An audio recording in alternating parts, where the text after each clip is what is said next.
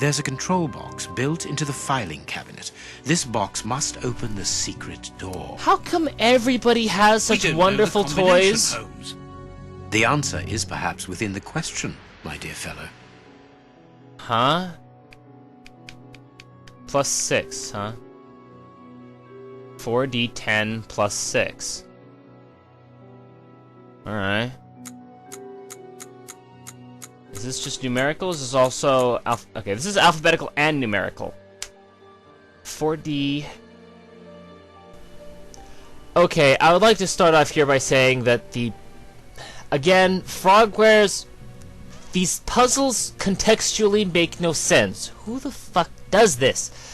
Okay, so half of this puzzle is already done for you, and in fact, you cannot interact with it at all.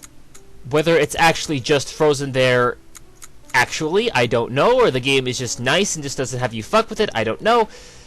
But it's one half of the puzzle is equal to the other half of the puzzle, plus 6, kind of, sort of.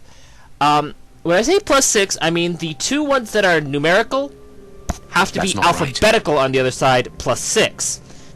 So 4 plus 6 is 10, but numerically that's J.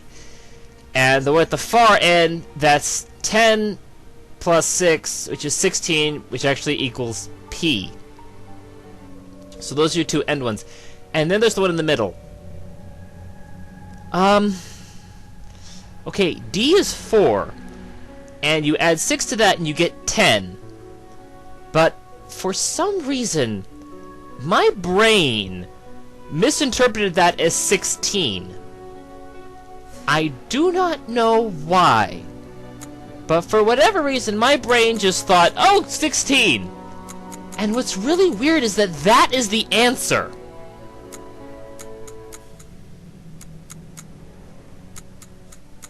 I don't understand how I arrived at it. Maybe I've just started to become in tune with the ways of Frogwares. That's not... And I'm just sort of mentally adapting my thinking to them, which is a really scary thought. But I'm actually starting to understand these puzzles subconsciously. I think I may be losing my mind. Wait a minute, plus 6. 1, 2, 3, 4, 5, 6.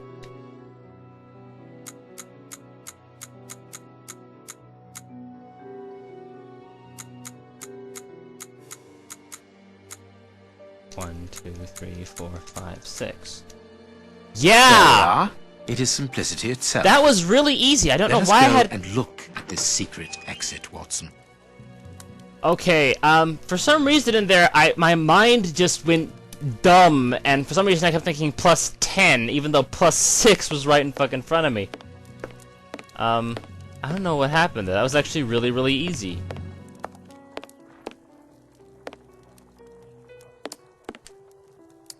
Well, it'd be cool to investigate this place if I could get into it. But I can't. Oh, hat! Chance has smiled upon us, Watson. This hat was almost certainly abandoned by our mysterious visitor. Imagine the scene. In his hurry, the cigar man drops his top hat. Yeah. The door closes. I see it. The hat is caught beneath it. Drama. Fearing above all that he should be discovered, he does not attempt to retrieve it, instead preferring to flee. That's it! Green light, baby, all the way! To avoid meeting us. I cannot tell as yet, but it is certain that he carries the advantage of knowing us. We must discover his identity in order to redress the balance, and this hat will help us. Let us return to Baker Street. You mean like in the blue carbuncle? Though then again, I doubt the developers of this game even know what a carbuncle is. Back to Baker Street!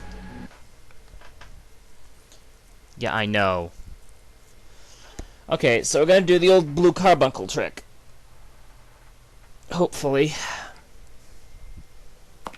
Let's hope that an examination of this top hat will reveal to us the identity of its owner. It will, you can be sure of that. For once, I must insist that you allow me to work alone, Holmes.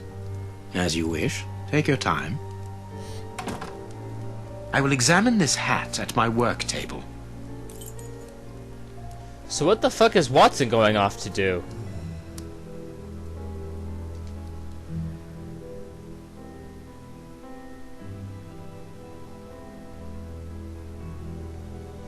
Let us hope that examination of the top hat will reveal to us the identity of its owner. It will, you can be sure of that. For once, I must insist that you allow me to work alone. What the fuck is he going off to do? This hat is of an exceptional quality. The man who owned it is wealthy. Okay. Oh, hello. Someone has changed the ribbon for another, more modern one, which shows a certain taste for current fashions. Not a mistress, but someone who pays attention to details. This man is married. Alright.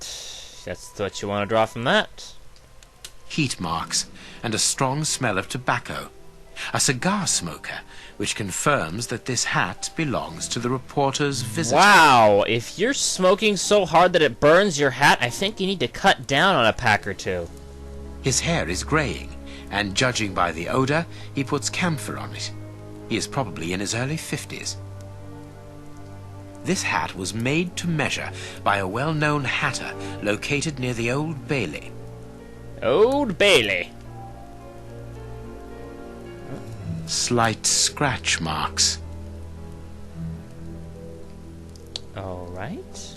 Slight scratch. The man wears glasses, and whenever he puts them on, he grazes the sides of his hat. This would suggest that he is educated and long-sighted, rather than short-sighted. What? I now have an excellent description of the man that I am looking for. Alright. The journalist's mysterious visitor is in a profession highly placed on the social scale. He is rich and married. He must have called Scotland Yard in Farley's presence. He frequents the law courts, from which he makes his purchases. This man is a judge. Just pulling that out of your ass? Let us look through my files to see if I can identify this judge. I have a memoir on the most influential judges. Why?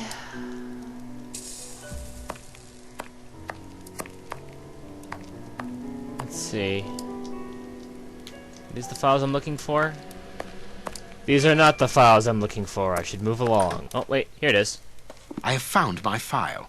I must place it on my work table. Because I can't look at a book anywhere else!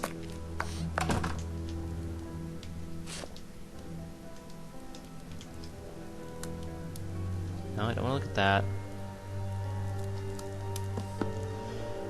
Wears a hat, smokes a cigar. Wears a hat, smokes a cigar, wears married, has glasses, gray hair.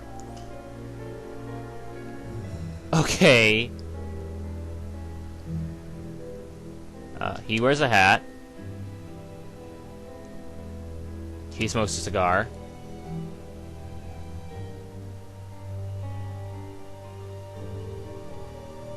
I don't see any glasses.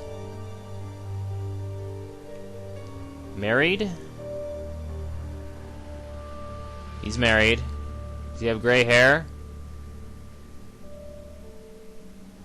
It's hard to tell. It's hard to tell colors in a black and white photograph. Him? He does not appear to wear a hat. He appears to smoke a cigar. He wears glasses. Is he married? He is married. But he does not appear to wear a hat. Not in this photograph, anyway. This man wears a hat. This man is not seen smoking a cigar. This man has glasses. This man is married. How am I supposed to tell his fucking hair color? Seriously? Eyebrows, maybe? This man does not wear glasses.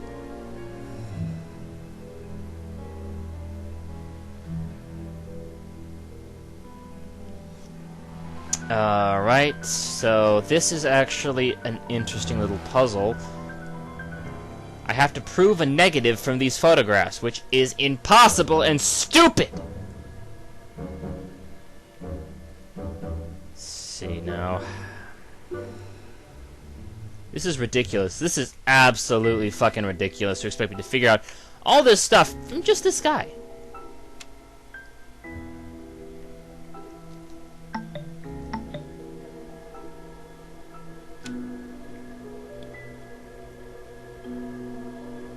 Okay, so this guy does wear glasses. You can see him there. At least I think those are glasses. Might be glasses. It's hard to say.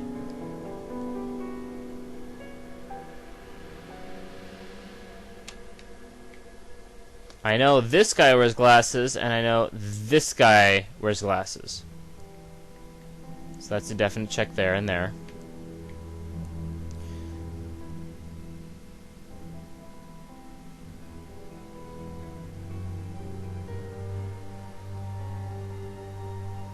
I guess this guy has graying hair.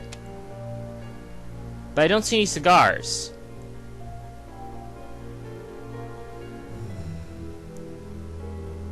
I see no cigars on this guy's photograph.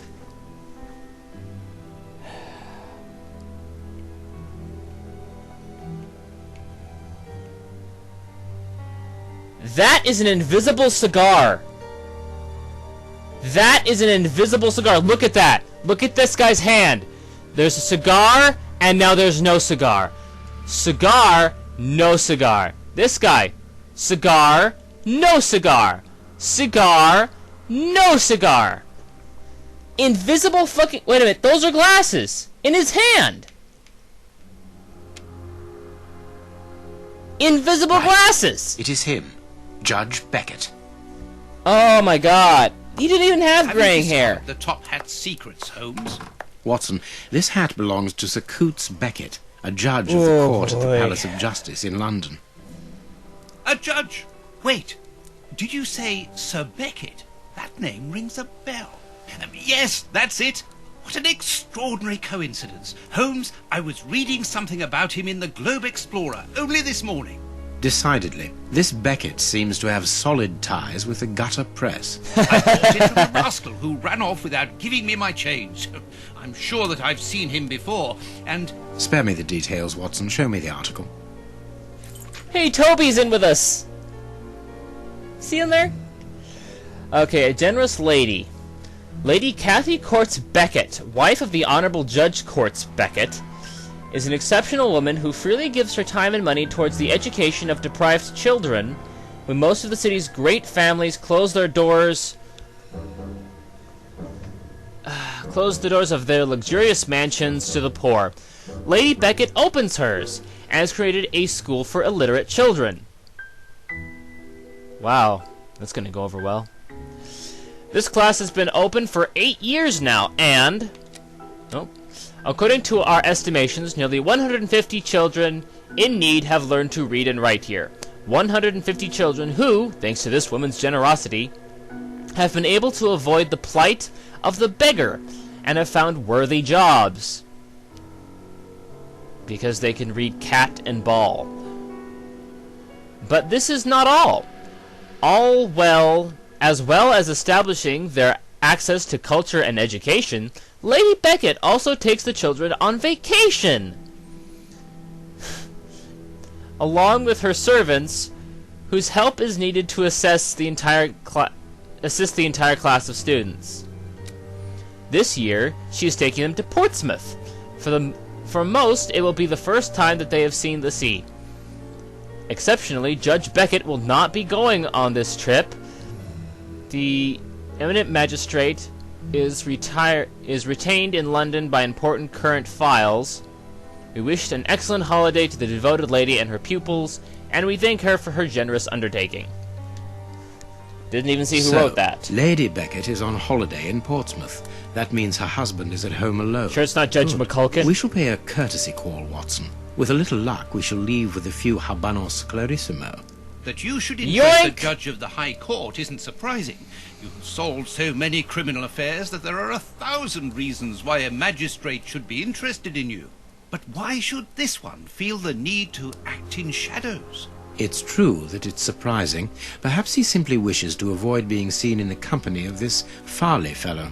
Mr. Kirby, our local postman, owes me a favour. He'll give me Beckett's address. At this hour, he should still be at the post office. I'll go there, Holmes.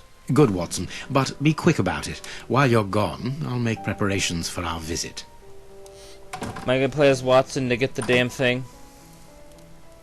No! Sir Coutts Beckett, I've got the address. We can go round after a nice cup of tea. Don't get too comfortable, Watson. We're leaving immediately. What? Alright. What the hell did you pack in your bag, Holmes? Knife and matches. Always good to have. Alright. Let's be off then. Farley's office, Judge Beckett. To make your character move faster, press and hold the right trigger. Like I haven't been doing that for the entire game. Studying Scarlet in 1887. Yep. This is the front of Judge Beckett's property. It's enormous. It looks very luxurious, Holmes.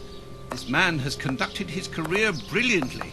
Who says that crime doesn't pay? The Shadow! All depends upon for whom. You never said a truer word, Watson. Now, let's try to find a way in. What's that package you are carrying, Holmes? You haven't said a word about it all the way here. Cakes for my old aunt. Your old aunt? Stop pulling my leg, Holmes. If you Oh want a boy. sensible answer, then you should ask a sensible question. Very well. I'm going to ring the doorbell. That should be an appropriate task for someone like me. No, leave it. I'll do it. I wonder if Watson ever develops an inferiority complex. Okay, and I'm gonna have to swap discs here. Get going. So we'll be right back. Okay, we're back. Let's get going here. Probably save, actually. A new place.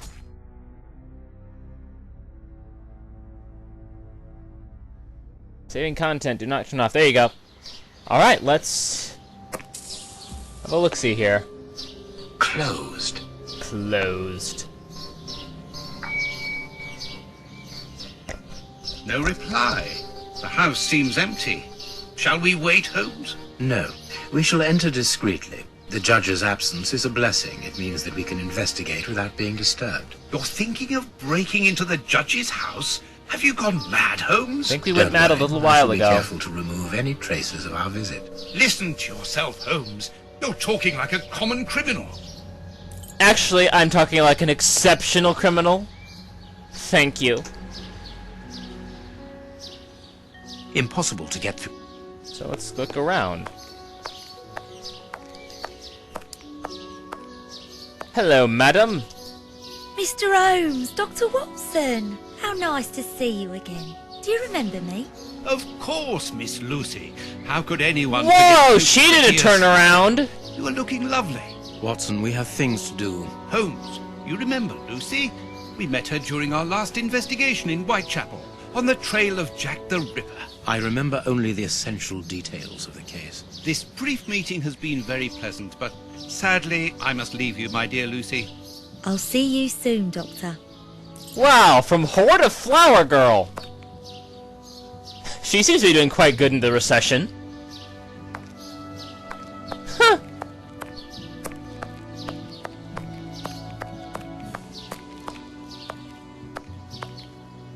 She's the one that that her uncle died, but we had to get the pet cockroach for. Huh. Oh no, wait, I remember, Holmes said if we have to beat this man's pet cockroach. I remember. This lock should be easy to pick. I need a supple pin, Watson. Very well. Miss Lucy! I need your hat pin.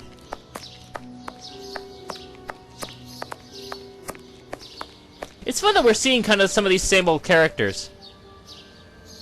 Ah, Lucy, you have no idea how heart-lifting it is to meet you here like this, particularly at this time. Tell me what you've been doing. You've become a florist. Oh yes, Doctor, I am a florist. And I'm married now, with beautiful little twin girls. Congratulations, Wait a minute, how? Lucy. When the Enough about me. Can I help you with something? A pretty bouquet, perhaps? Not at the moment. How the Lucy. fuck long ago was I Jack really the Ripper? need a supple metal stem. A plant prop should do. Oh, I see. Is it to open a door or a window? Aha, Lucy, you are a surprising lady. Let's just say that the lock on the door to my flat gets stuck, and I should like to get in through the window. In that case, a prop wouldn't work. Better to use a hair grip. It's the ideal tool for an honest man who wants to get into his house without going in through the door. Wonderful, Lucy. Goodbye, Doctor. Oh man, lady of the trade.